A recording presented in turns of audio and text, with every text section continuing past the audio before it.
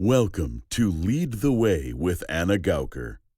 Your guide, Anna Gauker, is on a quest of her own to find effective ways of creating change and inclusion in our communities.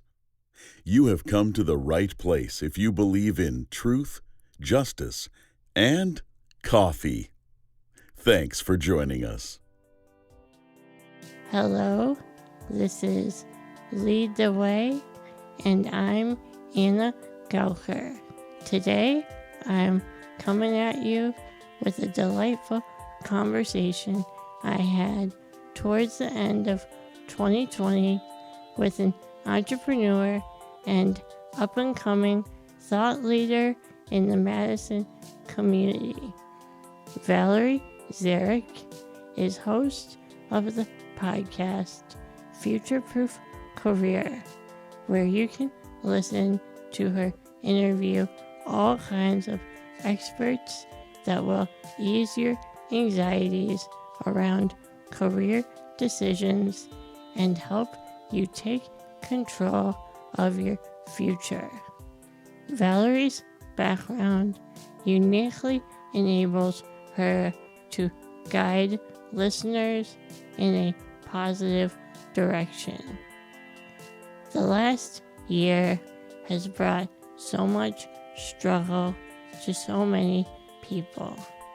Valerie shares with her audience what to consider before pivoting their careers towards new possibilities. I had the pleasure of being a guest on Futureproof Career, which was such a great time, so I highly recommend that you check it out as soon as you finish listening to this episode. I think you're going to get a lot out of it. My interview with Valerie Zaric starts now. Can you start by telling me a little bit about your background, where you're from and what you do? Yeah, absolutely. So I'm currently living in Madison, and I just talked to a guest on my podcast about how I think I've had like 28 different jobs. So I've had a very organic career path. And, not all of those jobs were like career jobs, but there were a bunch of like, different little side hustles and minimum wage jobs sprinkled in there as well. But I have an art degree, and I like to tell people that because they're usually surprised. I have a background in feminist sculpture, and I went to library school. I got my master's degree in library science, wanted to be a librarian. I ended up having a health issue, which made me try to figure out health insurance. And I don't know if you've ever had to navigate health insurance. It's not easy. So I ended up taking a job in health insurance just to kind of try to figure it out. And then I became a corporate girl from there. I started working that job and, became like an operational person. And then throughout my career, I've noticed people are always stressed. They're constantly stressed at your job, and there's always layoff rumors all the time. And people are going to each other's cubes like, oh my gosh, did you see, Stacy was laid off. Are we next? Do you think I'm next? And how much time is wasted from a company's perspective on that. And then B, how unfortunate it is that people are that stressed out, and it's impacting them mentally, it's impacting them physically. So I now have a podcast called Futureproof Career, and that is to try to combat that and to give people the tools they need to feel confident in their career and what I call future-proofing themselves. Are you still in the corporate world right now? I am, yep. I do have a day job, and I'm still in that corporate world, which I think gives me some, real life experience. So I can see that happening there, and then to go to my podcast, and then to be able to relate to a lot of people who are having those problems. Yeah, that's so interesting. Feminist sculpture. Can we track and just talk a little bit about what made you choose that in the beginning? Yeah, so I had kind of like careers. I had a bunch of different majors when I was in college. Like I wanted to do math and computer science, and I have a lot of passions now, and I had a lot of passions then. But I took a ceramics class, and we did some pottery, and then we did some like uh, 3D hand sculpting, and I really enjoyed that. And I enjoyed the like figurative aspect of you know coming up with like a human shape.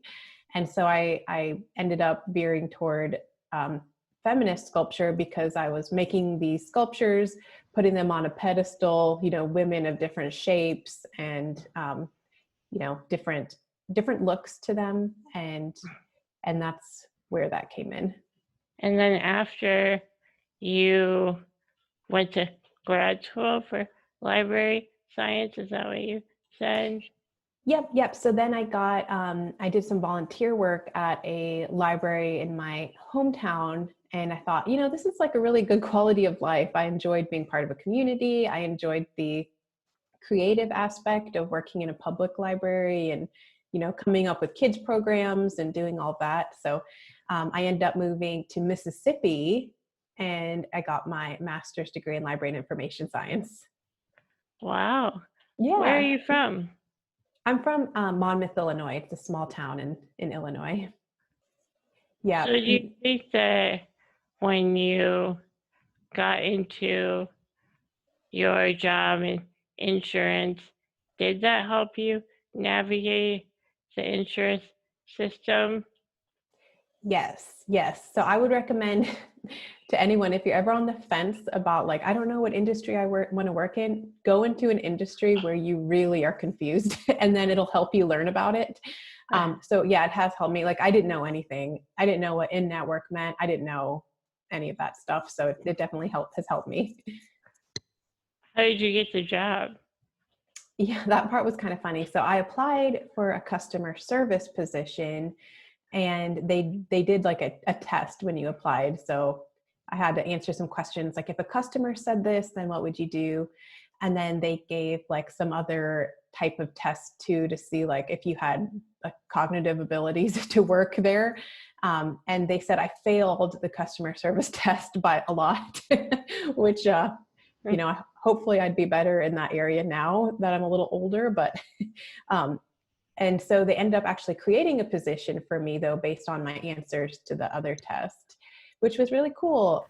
Well, I think for anyone after finishing school, it is a pretty huge achievement when you get your first real grown up job and in fact, you can pay off that student debt, and that's pretty amazing. Exactly. Like on one hand, you kind of think like, I'll be able to pay off this debt. I'll make, you look up what the average salaries are for your industry and you're like, I'll make that. And then there's always that nagging feeling of like, what if I don't? And I'm stuck with this debt forever. So yeah, I felt very fortunate. Right, exactly. And that's kind of exactly where future proofing comes in. Mm-hmm. Can you explain a little more about what that is and why it's so important? Mm-hmm. So in my program, I call it STAMP. It's an acronym. So you have to have savings. That's really the foundation because a lot of our career stress comes with having no savings. If you don't have any financial security, of course, you're going to be stressed out the next time there are those rumors. Transferable skills. A lot of this is, can you communicate? Like a lot of our stress in general comes from misunderstandings and miscommunications in the workplace. So communication, networking, self-care, all of these soft skills that can be transferable no matter what industry you're in. Um, a is amaze your employer. And I think a lot of people forget about this. You're so worried about the future of your job, you kind of forget to do your job. So continue doing that, do good work. M is mindset. Kind of think about why am I so stressed out about my livelihood? Where does this come from? were you raised in a family where you were kind of always worried you weren't going to have enough to make ends meet? Try to kind of dig deep and think about what is reality and what is just I'm fabricating in my mind. And then P is have a plan B. So, side hustles, whatever it is, kind of have some idea. If you get let go, what am I going to do? How long have you been thinking about this concept? And can you describe any experiences that helped you really flesh out this idea? Mm. So I think it's been happening for a long time, like not just in my personal career, but like I've heard it through family. I feel like I go to family events and everyone's saying, this thing is happening to my job, and people that I've known personally that are close to me have been feeling this. So I haven't really, I guess, thought of this solution for a long time. It's been more, I would say, within this year, I've thought, hey, this is a huge problem. And I want to create a movement to combat that and give people a way to take back that control. So in maybe March or April time, I saw an ad out for a podcast. I listened to, it's called the So Money podcast with Farnoosh Torabi. It's on Apple Podcasts. And she was partnering with someone, and they were coming up with a course of how to start your own podcast. And I thought, hey, like this could be an opportunity to give me a platform and to start working on this problem to see what I can do about it. So everything on my podcast has to relate to those 5 pillars that I talked about. And I'm probably and into my podcast, I'm about 3 months in, so I'm pretty new still. Yeah, I saw that. That is so cool. And you have over 30 episodes, right? Right. Yeah, I'm pretty productive compared to some other podcasts. Yeah. Yeah, that really blew me away. Congratulations. Thank you. Well, the 3 times a week thing too, it's really helpful for me because I edited my first podcast, and you might relate to this. And I just was obsessed over it. Like, I was so worried that I said something dumb, or like, the editing took me forever. It was a really long process. And I thought, this is not sustainable. And so coming up with more content has actually helped me fight some of that perfectionism when it comes to putting out content. So it's kind of a little bit of self-motivated interest there. That is smart. That's a good tip. Did this other podcast teach you how to do a podcast? Is that what you said? Yeah. So the program, this is not sponsored, but the program was called Pays to Podcast. And it was just really cool because they helped you with like the technical parts of it. Like, how do you do it? Which I was overwhelmed by that, like the microphone part, everything.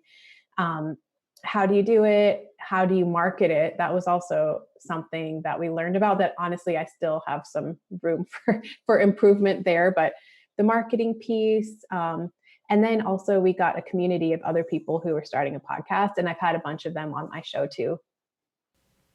That is super awesome. Yeah. And I'm so intrigued by the topic, especially this year. It's such a timely, perfect thing to be talking about.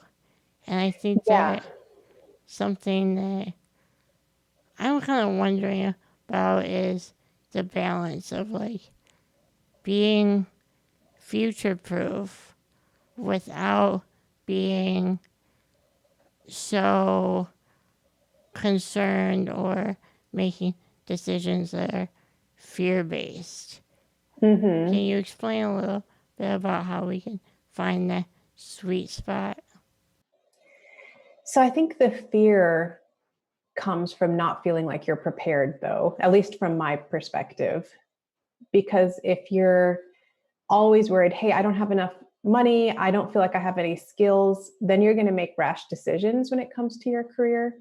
Whereas if you feel like, hey, like, okay, I get laid off, that's okay. I know that I'm confident. I have the skills that I need. I have some money. I have a cushion. and I'm going to be okay, I'm going to be able to feed my family, then maybe you're going to feel like you can take a job that maybe you would make a little bit less money, or maybe you could take a few months and do some soul searching. So I think that following those 5 steps, those 5 pillars would help you so you're not making those fear-based decisions. That is such a good point. When you think about people that you're hoping or wanting to have on your podcast, I know that you do interviews twice a week. Mm-hmm. What are the qualities that you think about in those people? Mm-hmm. So I'm looking for people who really focus, or their specialty is in one of those areas that I talked about. And then also if they have some actionable steps, because people listen to podcasts, they're like, okay, so I know this thing, what can I do about it? And I'm also looking for people who are honest, because you mentioned this year is hard, and a lot of people aren't feeling like, oh, I'm stressed out. Like a lot of people are feeling like deep depression, like this is a really hard year. So I want people who come on and they're honest about things aren't always easy. And here's what you can actually do about it. How long have you been in the Madison area? Yeah, so I lived in Mississippi, and then we moved to Waukesha, which is in the Milwaukee area, for a couple years, and then my husband got a job at UW, so we moved here, and I started working virtually, and he ended up actually leaving that job, so he works virtually too. So we've both been here working virtually for 5 years now, so it went Do you pretty feel quickly. like you have enough people that you've already connected with in that time that's really helped you? I know that you have a pretty wide range of guests that you've interviewed, from massage therapists to marketing professionals. How have you approached the task of finding people, and also, like, what's that process been like for you? Mm. So I would say it's kind of interesting. I did not do a lot of networking in Madison for a long time, like really for like the first many years I was here. And then the pandemic has actually gotten me out more, which is kind of strange, but I feel like I've been virtually connecting with more people now because Zoom's an option and I have kids, and it just seems easier to be able to do virtual stuff. So I know that's kind of a different perspective about what's happening, but I'm kind of just now starting to get more involved. I joined the Doyen group, and that's a group for local women, and that's been Oh, cool. Have you heard of that? I've heard of it. I'm not super familiar with it, but I know the name. Yeah, it's really cool. They're in Madison and Milwaukee, and they help women entrepreneurs. Like they have 2 free coaching sessions that if you're a member, you can get some coaching.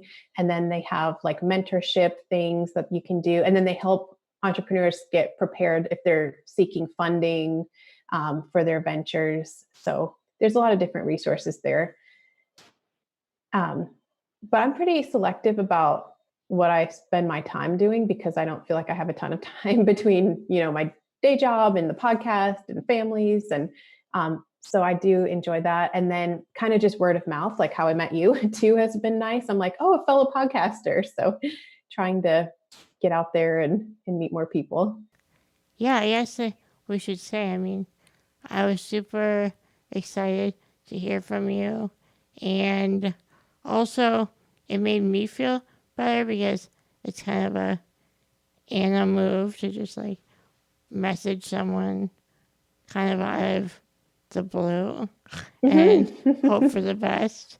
Do you think that as that approach worked well for you? I have to say, for me, it's like hit or miss.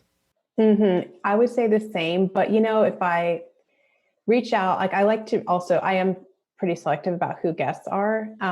So if I reach out to 10 people that I really want to be on my show and 7 people say no, like that's okay. 3 people said yes, and that's good. So I guess that's Right. kind of my perspective.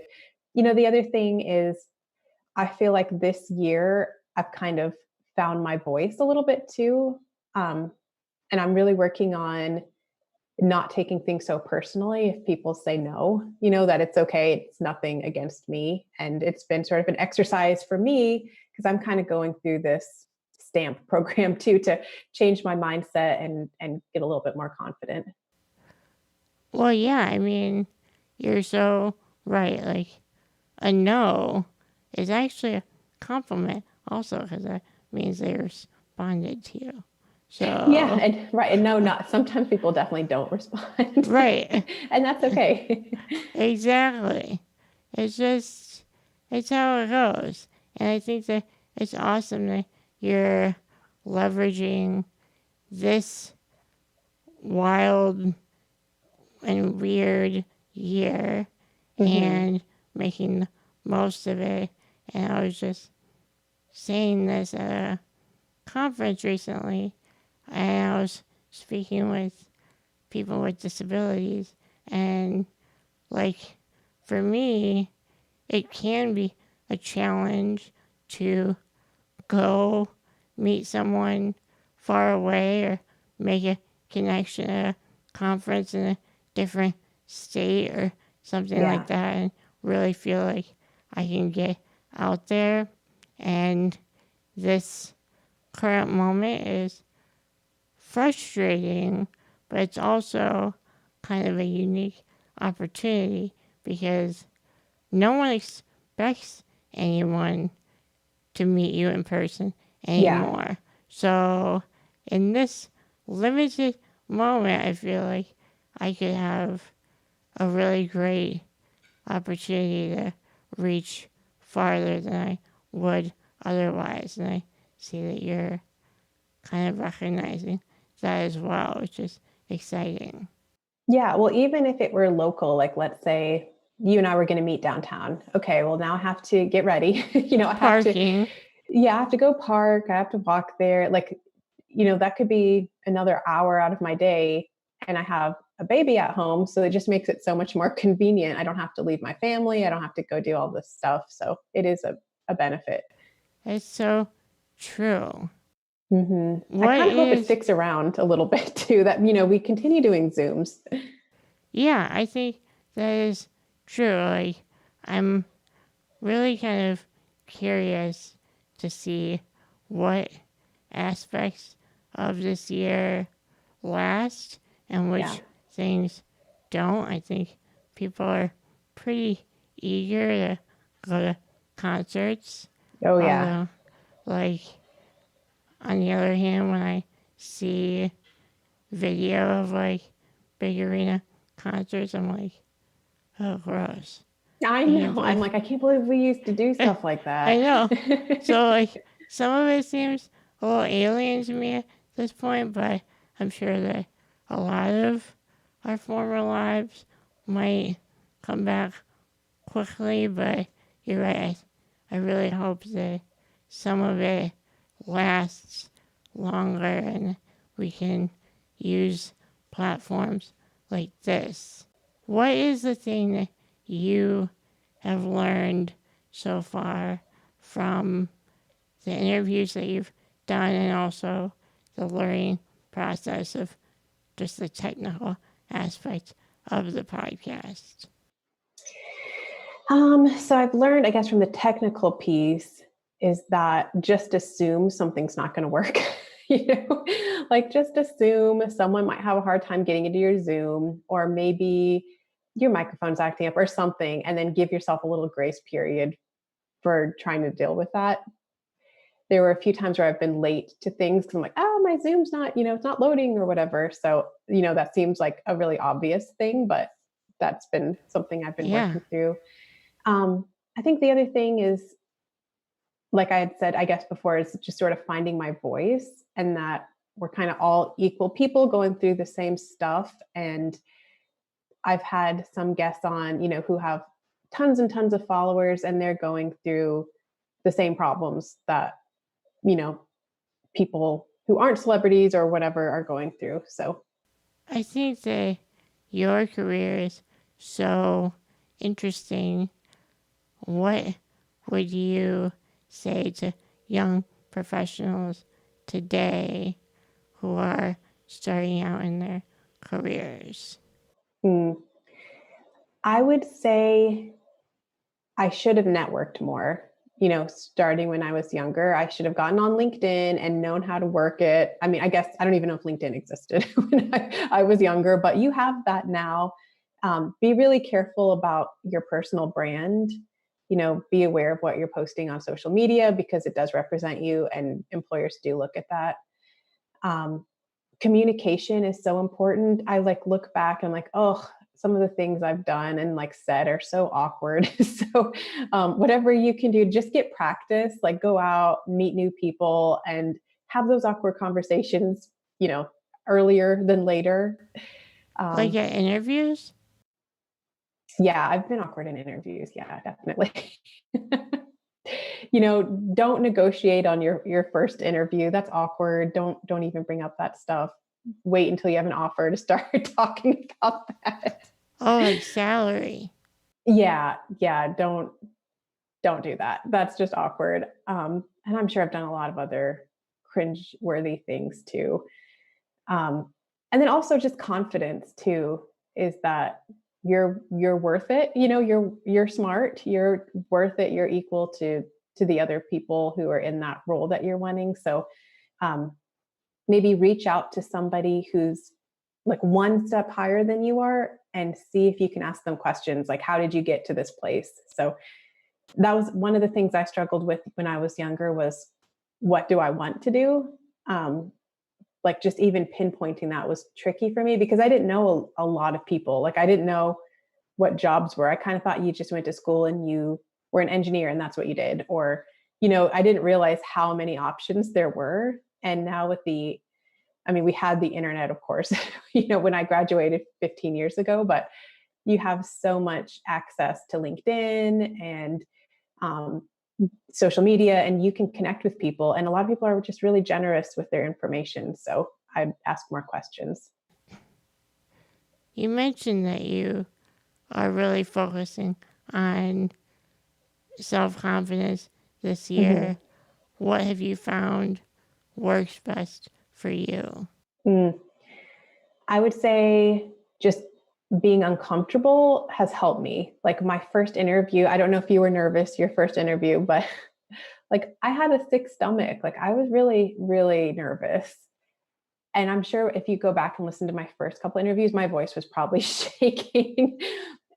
You know, that might be a more extreme case for some people, but just doing the things that made me nervous has helped because I do those 3 episodes a week now. And I'm really getting used to talking and I'm finding my confidence just by doing things that I was uncomfortable doing.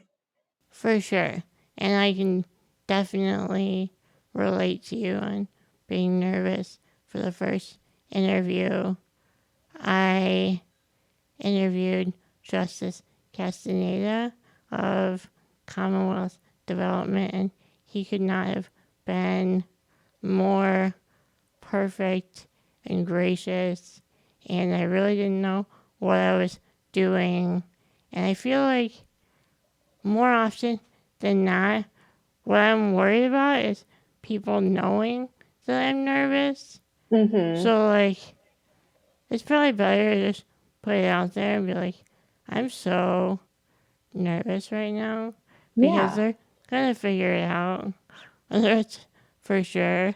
So, I don't know, that's something that I've noticed, but I definitely agree with you that I know that I'm not perfect at podcasting even now, but the more that you do something, the more familiar it is and the less mystery there is around it. How did you come up with the term future proof? Oh, it was from my class. It was a journey. My first iteration was, I think, my career journey. I think that was my first one. And I thought it was kind of vague. And I was like, we're really going to be focusing on soft skills, savings. So then the name was something like soft skills and savings, something like that. And it just wasn't catchy. So I went through a lot of iterations. And then in the class, the teacher had seen that name, said, I like it. And I was like, I like that too. Because at the end of the day, you really want to have something that's future proof because you're worried about the future. So I thought it kind of gave you an idea of what the solution was. Well, is there anything else that you think people need to know about future proofing and being prepared for their big and dynamic careers? Mm-hmm.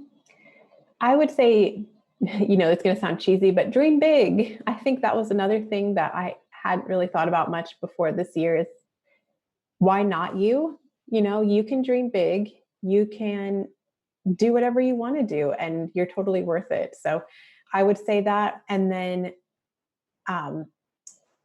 one of the guests that I've had recently mentioned, we run our business constantly thinking about risk in mind. So why don't we run our lives, our personal lives like that too? There's a lot of risks in our lives. So do whatever you can to mitigate those risks. And then, like you mentioned, then you're not going to be making those fear-based decisions. So have those big dreams, have a plan B. And also the rewards. I mean, we think a lot about planning for risks, but not really considering that what we hope is going to happen will actually possibly come true. Yes. And, there's a risk to not having a big dream too. Right, That's a risk, exactly. is that you just kind of do the same thing all the time. And then there's an opportunity cost because you could have been doing something different. Yeah, I think the only way to ensure an outcome is by not pursuing an opportunity. And then Exactly. You won't get it. There you go. Well, thank you so much for this conversation. I really have enjoyed meeting you and talking with you, and we will be listening. Thank you so much, Anna. Thanks again to Valerie Zaric. She had so many great things to say to help motivate all of us on how to forge a new path in life. Be sure to find out more about her and future-proof career at valeriezaric.com. All episodes of Lead the Way can be found on Spotify, Google Play, Stitcher, TuneIn, YouTube, and make sure to rate and review when you subscribe on Apple Podcasts. As always, thanks again to Buzz Kemper for his voiceover artistry in the opening. This episode was brought to you by the time and talent of Tyler Willenbrink, Annie Petrus, and Jeremy Van Mill. I'm Anna Gaucher. Until next time.